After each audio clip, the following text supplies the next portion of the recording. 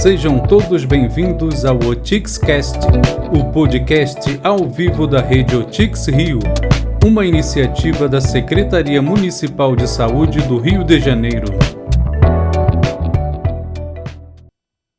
Olá, seja bem-vindo ao OTIXcast. Aqui você ouvirá diversas informações sobre o SUS Carioca e sobre a atenção primária do município do Rio de Janeiro.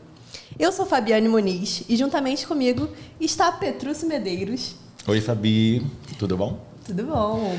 E hoje nós temos um convidado muito especial, né, Pet? Pois é, um super convidado aqui para falar de uma super estrutura que tem aqui no município do Rio e também tem em São Paulo, né? Que é em prol a Impulse Rio, que trabalhei com prevenção, com um monte de coisa. Estamos aqui com o Dantas. Oi, gente, bom dia, Fabi, bom dia, Petrúcio. Bom, primeiro, obrigado pelo convite, é uma alegria estar aqui com vocês hoje. Coisa boa. Francisco, você é diretor voluntário, certo? Isso, eu sou diretor voluntário da Impulse Rio. A Impulse é uma organização que trabalha com prevenção ao HIV, formada por voluntários, então todas as pessoas que fazem parte desse trabalho são voluntárias. É um projeto da HF, na AIDS Healthcare Foundation, que tem como principal objetivo divulgar métodos de prevenção e práticas sexuais saudáveis. Na realidade, é super interessante esse projeto. E como que surgiu a Impulse? De onde veio toda essa situação? Então, a Impulse ela tem hoje 15 anos. Cada cidade que tem um projeto implantado nós chamamos de capítulos. E aí o primeiro capítulo foi em Los Angeles. E aí o diretor-presidente da Impulse começou a ver que ele estava perdendo amigos para a AIDS. E aí ele começou a fazer reuniões em casa, conversando com os amigos, falando sobre o método de prevenção. E aí esse projeto, essa ideia foi apresentada à AIDS Healthcare Foundation, que é a maior organização em termos de pesquisa, de prevenção e tratamento ao HIV. E a HF comprou esse projeto, né? Comprou a ideia. E aí foi se implantando em várias cidades. No Brasil a gente tem no Rio e em São Paulo. No Rio há 7 anos. Em São Paulo eles estão com 10 anos. E aí hoje nós já estamos presentes em 23 cidades ao redor do mundo, 5 países, temos na África, temos na Argentina, temos no México. E aí o principal objetivo da Impulse é esse. Ele começou como um grupo de amigos falando sobre HIV, de uma maneira muito natural, uma linguagem de pares. E hoje eu acho que a principal característica que a gente mantém é de falar de HIV de uma forma sem estigma, de uma forma leve, mas de uma forma que tenha o alcance que a gente precisa que o assunto tenha. Uhum. Perfeito. No Instagram de vocês, nós vimos lá na descrição, até separei aqui, que diz que vocês se dedicam em levar informação, como você disse, a respeito da prevenção ao HIV e do combate ao estigma social através de ativações e intervenções. Você pode comentar um pouco sobre essas ações e essas intervenções que vocês têm feito? Se tiver algum projeto, alguma coisa em andamento? Claro. Então, a Impulse Rio, eu digo que a gente tem a sorte de estar instalado no Rio de Janeiro, o que possibilita que a gente tenha uma diversidade de ideias e ativações muito bacana. E aí o grande objetivo claro, a gente promove palestras, a gente promove ações educacionais, mas se eu colocar um anúncio convidando pessoas para uma palestra sobre prevenção e HIV, a aderência é baixíssima. A gente tem essa experiência. Então, o que é que a gente faz? A gente costuma fazer ativações públicas. Então, por exemplo, nós vamos para a praia levar uma equipe que faz distribuição de kit de prevenção, que é preservativo, gel, informativos a respeito de PrEP e PEP. A gente faz uma corrida de rua no Rio de Janeiro, onde na largada e na chegada tem uma equipe falando a respeito do assunto. A gente faz ativações em casas noturnas voltadas para o público LGBTQIA+. Então a gente consegue ter uma variedade de abordagens muito bacana. Nós já fizemos, por exemplo, uma trilha subindo o Morro da Urca, em que é um infectologista na frente falando sobre métodos de prevenção e tratamento. E agora, essa semana, por exemplo, a gente está com pelo menos 3 ações em andamento, em virtude aí do mês do orgulho. Na sexta-feira de manhã, a gente vai estar na quadra da Portela, com uma ação de testagem e outros assuntos também. A gente vai ter apoio jurídico para retificação de documentação, atendimento médico, roda de saúde mental. À noite nós vamos estar na Lapa fazendo essa abordagem de distribuição de método de prevenção. Então, morar no Rio de Janeiro possibilita... Tem essa facilidade, né? Essa facilidade. E a gente tem alguns eventos próprios da Impulse, né? Em que a gente define um tema, não só prevenção ao HIV, mas também saúde mental, chemsex, que é um assunto que está muito em alta, a prática de chemsex tem aumentado e pode interferir, né, na estratégia de prevenção. Então, a gente faz os nossos eventos próprios. O próximo evento, inclusive, agora para julho, a gente vai ter o Arraiá da Prevenção, que a gente traz um tema que é super nacional, que é super brasileiro, né, festa junina, e vai falar sobre prevenção com uma quadrilha típica aí de São João. Já convido o pessoal, já. Isso é fantástico, Fabi, porque eu já participei de alguns eventos da Impulse e vale salientar, né, que nós estamos no mês do orgulho, né, que é o mês de junho, é dedicado ao orgulho LGBTQIAPN+, que é devido à revolta de Stonewall, né, que aconteceu em 1969, e é importantíssimo a gente estar abordando. E, inclusive, o público-alvo da Impulse são os LGBTQIAPN+. São, mas assim, é importante a gente salientar aqui, a gente reforçar que HIV não escolhe sexualidade, não escolhe cara, não tem absolutamente nada a ver com essa pauta. Mas a gente acredita muito na linguagem entre pares. Então, como a maioria dos nossos voluntários são homens gays, a gente fala de igual para igual. Então, a gente tenta trazer a abordagem do assunto para a nossa realidade, para a nossa vivência, o que facilita muito a comunicação. E a Impulse tem projetos semelhantes voltados para outros públicos. Então, por exemplo, a HF tem um projeto chamado Fluxo, que é voltado para pessoas trans. Então, são pessoas trans falando para pessoas trans. Ela tem um que é voltado para mulheres, que está situado mais ali na África. Então, é só uma questão de comunicação entre pares. Claro, os nossos eventos ali são abertos a todo o público, a gente está falando de uma questão de saúde. HIV é uma questão de saúde, então interessa a todo mundo. Mulheres, homens, cis, trans, héteros, homossexuais. Então a gente fala de saúde, mas como a maioria da nossa equipe são de homens gays, a gente acaba tendo essa facilidade, essa abordagem da comunicação para homens gays. Em relação ao estigma social sobre o assunto HIV e AIDS, nós separamos aqui um dado que fala que 64,1% das pessoas que foram entrevistadas já sofreram alguma forma de discriminação pelo fato de viverem com HIV ou AIDS. Na sua opinião, como é possível desmistificar esse tema? Cara, assim, é a pergunta de milhões, né? A gente trabalha para isso. E eu vou ser bem sincero, eu acho que o estigma a respeito do HIV, ele está muito pautado a que eu considero uma hipocrisia do povo brasileiro. Que assim, o Brasil é um dos países que mais consome conteúdo erótico, adulto e pornografia.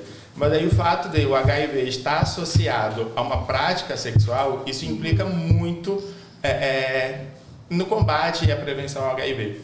E aí, por exemplo, há muito tempo atrás se usava o termo que grupo de risco. E aí os homens gays eram considerados um grupo de risco para o HIV.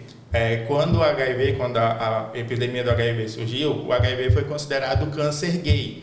Então, assim, foi muito associado a uma questão de prática sexual. Só que hoje em dia, como eu falei, é uma questão de saúde, independente de minha orientação sexual. Qualquer pessoa que tenha uma relação sexual desprotegida, ela está vulnerável a ser infectada pelo HIV. Então, acho que a principal coisa que a gente precisa ter em mente é tirar essa mentalidade de que existe um grupo associado, de que existe comportamento de determinado grupo associado ao HIV. HIV é questão de saúde pública. Todo mundo que não conhece os métodos de prevenção está sujeito a uma infecção. E aí, quando a gente fala desse estigma sobre o HIV, a maioria dos haters que a gente tem, por exemplo, em rede social, eles associam o HIV à prática sexual. Dantas, é bem tenso nessa situação. É porque, enfim, são várias situações que a gente vive, que a gente presencia, inclusive. A Fabi falou do Instagram, enfim, hoje em dia a gente tem a internet a favor, né? Tem um hater que você falou.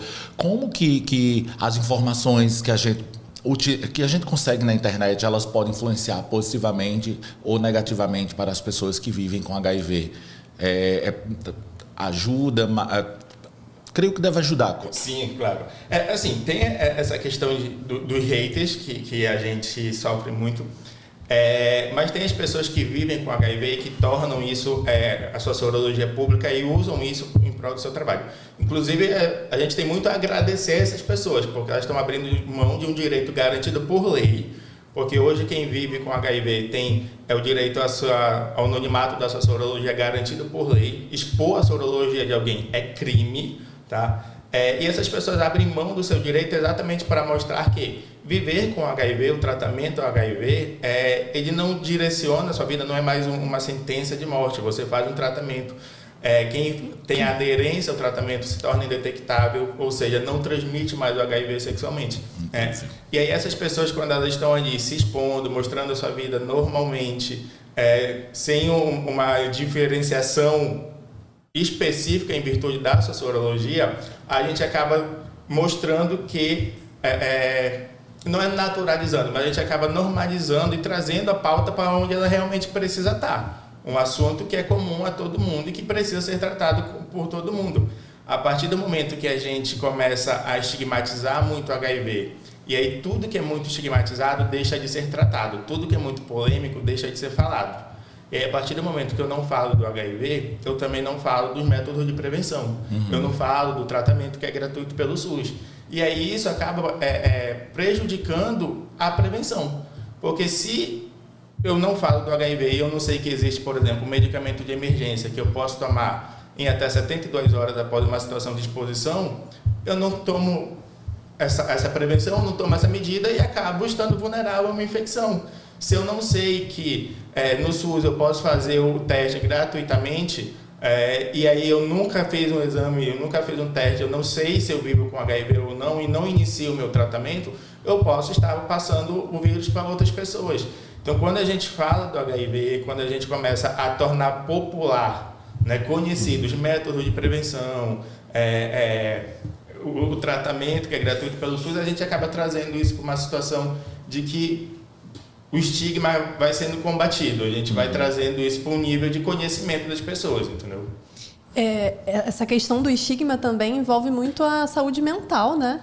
Sim. E ter acesso a essa informação também, saber que tem tratamento, pode ser prevenido também, Sim. É uma forma de não impactar tanto a saúde mental. É uma das abordagens na Impulso. Nós temos hoje na nossa equipe uma psicóloga e a gente tem alguns programas, algumas ações de acolhimento, que a gente sabe que eu estou aqui falando que existe tratamento, que a partir do momento que a pessoa fica aderente ao tratamento, ela não transmite mais sexualmente, mas a gente tem ciência de que um diagnóstico positivo, no primeiro momento, causa um impacto.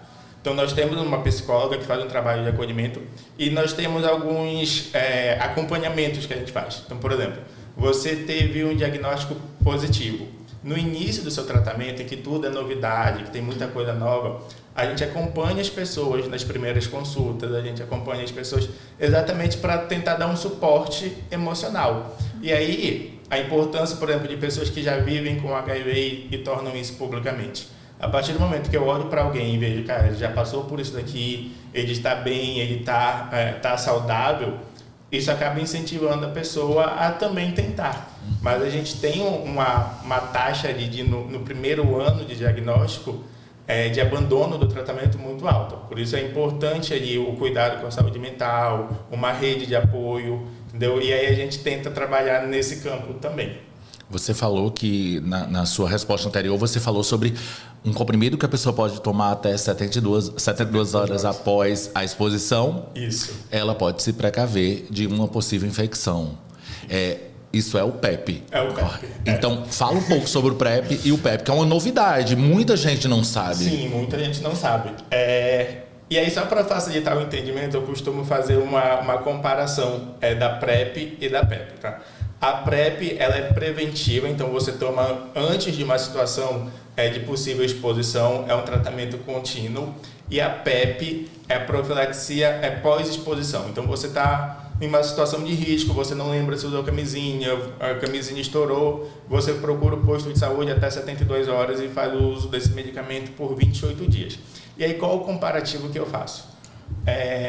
A mulher, para prevenir uma gravidez não planejada, ela toma um anticoncepcional, ela está prevenindo essa gravidez. Então eu faço esse comparativo com a PrEP, você está prevenindo, antes da possível situação. E aí a mulher, quando ela tem uma situação que ela transa sem camisinha, a maioria das mulheres que não querem engravidar, elas procuram a pílula do dia seguinte. E aí eu faço o comparativo com a PEP. Você teve uma situação de risco, você não transou sem camisinha, não lembra, estourou, foi vítima de violência sexual, você tem 72 horas para procurar a PEP. Então é importante que as duas medicações elas são gratuitas pelo SUS, então é só procurar um posto de saúde, relatar a situação que você vai fazer o início do tratamento. E além da PrEP existem todos os outros métodos de prevenção. A camisinha, que eu costumo dizer que é o mais democrático, que todo mundo conhece, e aí hoje em dia a gente tem a camisinha interna e externa, foi lançada como uma camisinha feminina e masculina, mas a camisinha interna ela é muito usada no sexo anal, porque a gente está fazendo papel de passivo. Então, a gente está tentando aí mudar até essa nomenclatura para que não fique esse para homem e para mulher. Não, é para o tipo de sexo que está praticando. E aí a camisinha interna e a externa, o gel lubrificante, que é muito importante, porque evita de machucado, evita atrito, e machucado é a porta de entrada para o vírus. Então, esses métodos todos fazem parte do que a gente chama de mandala da prevenção combinada ao HIV. Então, é PEP, PrEP, camisinha, lubrificante, testagem, que aí com a testagem você inicia o tratamento, fica indetectável, e aí indetectável é igual intransmissível, você não passa o vírus para outra pessoa. Fala até de uma equaçãozinha, não é igual aí, né? Na verdade, indetectável é igual intransmissível. A partir do momento que você faz o tratamento, aí você fica 6 meses com a carga viral indetectável, você já não transmite mais o vírus em relações sexuais, tá? Então, indetectável é igual intransmissível sexualmente falando, através das relações sexuais. Ou seja... Gente, uma aula aqui hoje, né? Prevenção, enfim, tem tratamento, é de graça, é pelo SUS. Sim, isso que é o fantástico. Isso é uma coisa que diferencia muito o Brasil de outros países com relação ao combate ao HIV, né? O SUS proporciona toda essa possibilidade, aí, tanto de prevenção quanto de tratamento gratuitamente. E aí a gente tem outros países em que o tratamento com HIV é caríssimo, que muitas vezes impossibilita esse alcance do indetectável igual ao intransmissível. Mas no SUS é gratuito, é só procurar o posto de saúde, fazer a aderência. E a PrEP, apesar de ser distribuída pelo SUS, hoje ela já pode ser comprada em farmácia também com receita médica. Inclusive, você pode ter uma receita de sistema privado de saúde e fazer a retirada gratuitamente do medicamento pelo SUS. Então, isso tudo são formas de você ter acesso a esse método de prevenção. Perfeito. Dantas, em relação à propagação do HIV, tem uma relação com locais vulneráveis com essa propagação? Fabi, tem, a partir do momento que a gente... quando a gente fala da mandala da prevenção combinada, eu citei aqui os métodos de prevenção biológicos, né, que são os medicamentos, são métodos de prevenção por atos relacionados ao ato sexual. Só que existem os outros métodos de prevenção também. E aí o que a gente fala sobre esses outros métodos são políticas de saúde pública para quem realmente precisa dessas políticas. Aí a gente está falando de comunidades, locais onde o sistema de saúde talvez não seja tão eficiente.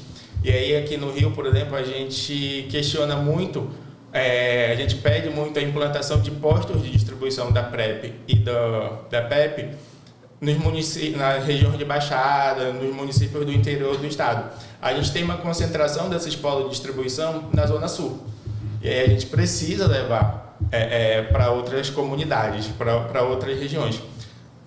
O último boletim de epidemiológico de HIV do Brasil, ele mostrou uma taxa de infecção mais concentrada entre homens de 15 anos.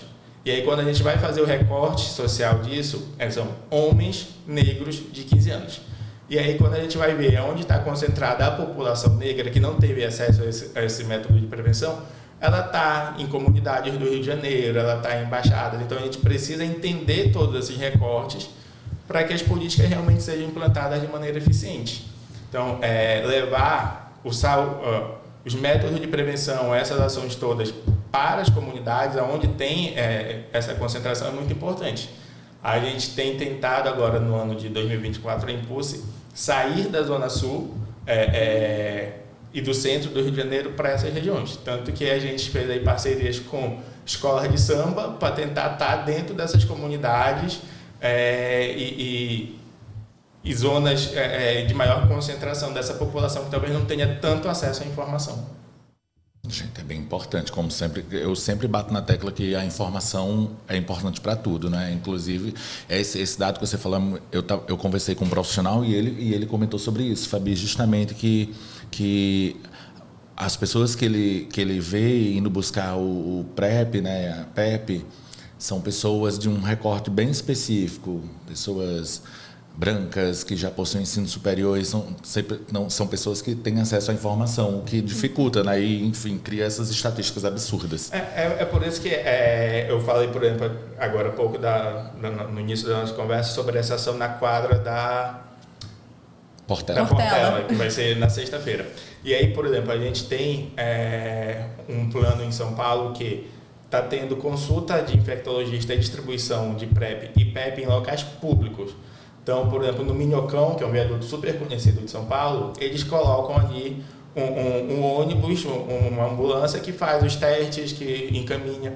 E aí seria muito bacana a gente conseguir trazer essa prática também para a nossa região. Então, por exemplo, Quinta da Boa Vista, Parque de Madureira, são locais específicos em que a gente consegue ter um público que talvez não tenha tanto acesso à informação, entendeu? E aí levar essa informação até esses locais. A gente tem buscado estratégias da Impulse, inclusive com parceria da Prefeitura e da Secretaria de Saúde, para a gente chegar nesses locais. A Secretaria está com a van, não é? A Vambora, se eu não me engano. Vambora, e ela vai embora mesmo, nesses lugares mais difíceis de acesso. Eu entrei na van, né, vi toda a aparelhagem, fantástico. Tem sim, ela está com essa van, e aí a gente acaba fazendo uma abordagem completa. Então tem a van da saúde, aí tem o pessoal que fala sobre documentação, tem o pessoal que fala sobre saúde mental e apoio jurídico, e acaba sendo uma ação social, na verdade. A gente vai com um pacote completo. Eu ia falar isso, que era um pacote. Dantas, acho que a gente está chegando ao fim do nosso papo, né, Fabi? Desse papo não, dessa aula, né? Isso foi uma aula. Super aprendi aqui. Você falou que, apesar de todos esses métodos, né, todas essas facilidades, digamos assim, de você conduzir um tratamento, né, mas receber um diagnóstico positivo, dá aquele baque. Dá um impacto. Qual a mensagem que você deixaria para aquela pessoa que possa ter recebido um diagnóstico entre esses dias, enfim, e deve estar passando um turbilhão na cabeça daquela pessoa? Deve ser um turbilhão de emoções. Cara, assim, primeiro respira, te acalma e procura uma rede de apoio. E aí é importante a gente dizer aqui que rede de apoio nem sempre é aquela pessoa da sua família, ou aquele amigo que está do seu lado. Não necessariamente. A gente não sabe o comportamento, a reação das pessoas até que essa situação aconteça. Então, o que eu considero como rede de apoio pessoas que já tenham essa experiência, que vão conseguir falar com você de uma maneira mais natural sobre a situação que você está vivendo. É claro que a maneira como eu vou receber é diferente com a maneira que outra pessoa vai receber. Mas ter essa percepção de que, poxa, eu conheço fulano de tal que já passou por isso, ele está bem, ele está no tratamento, e ele não vai te julgar porque ele já passou por essa situação, vamos conversar um pouquinho? E aí eu coloco aqui a Impulse à disposição para isso. A gente tem uma psicóloga na nossa equipe, a gente tem tem voluntários que vivem com HIV, que se disponibilizam a fazer esse acompanhamento e tá ali para dar esse suporte. Porque, cara, a gente passa por algumas situações que, se não tiver esse cuidado, acaba que a pessoa desiste do tratamento. Eu tenho um caso que eu estava fazendo esse acompanhamento com uma pessoa e aí ela foi fazer o exame para fenotipagem do HIV e verificar a quantidade de cópias do vírus que ela tinha no sangue. E a enfermeira que estava recolhendo, quando ela viu ali a solicitação, ela falou assim, tenha fé em Deus que Deus vai te curar. Eu falei assim, calma, pode até ser um dia que a cura venha, mas por enquanto o que ele precisa é o exame, o resultado para ele fazer o tratamento. Então, se a gente não tomar cuidado com esse tipo de coisa, acaba que existe um impacto. A pessoa está numa situação de vulnerabilidade emocional e a gente tem que tomar esse cuidado. Então, rede de apoio é muito importante. não esteja sozinho, não fique sozinho, mas compartilhe com quem você acha que deve ser compartilhado. E, como eu falei, a sorologia, quem vive com HIV tem direito ao anonimato da sua sorologia. Você não é obrigado a falar para ninguém, principalmente se você não está se sentindo confortável para isso. Então, assim, veja em quem você vai confiar, com quem você vai compartilhar, de uma maneira que não vai te gerar o impacto. E aí, volto a dizer, nem sempre vai ser sua mãe, seu pai, seu parceiro, sua parceira, seu melhor amigo. Talvez seja uma pessoa que nem te conheça, mas que já teve uma vivência semelhante à tua, que vai conseguir dizer, respira, vamos embora, a gente vai fazer isso, vai fazer isso, vai fazer isso e vida que segue. Dantas, e qual o contato onde o pessoal pode encontrar vocês? Qual é o Instagram? Pode divulgar, aproveita. Então, aqui no Rio é @Impulse Rio de Janeiro no Instagram. A gente está no YouTube também, tem vídeos sobre as palestras e os eventos que a gente faz no YouTube. E tem o site da Impulse propriamente, que é impulse.grp, que aí ali você tem informações sobre todas as Impulses do mundo, pesquisas a respeito de HIV, as abordagens que são feitas em cada um dos países, locais que existe. Mas o nosso contato direto é o Instagram mesmo, @Impulse Rio de Janeiro. Muito obrigada pela sua participação. Foi uma já acabou. aula, foi muito legal. Pois é, maravilhoso. A gente agradece muito a sua participação aqui no TICScast. Vai ser de uma soma absurda para quem acompanha os nossos vídeos, os nossos podcasts. E você que está assistindo, nos acompanhe pelas redes do TICS, nosso canal no YouTube, o TICScast, né, Fabi? O TICS Rio _ 2021. Exatamente. Muito obrigada a todos que nos assistiram. E já fica o convite aí para um próximo podcast. Vamos ampliar essa conversa, que vale muito a pena. Estamos super solícitos e dispostos sempre.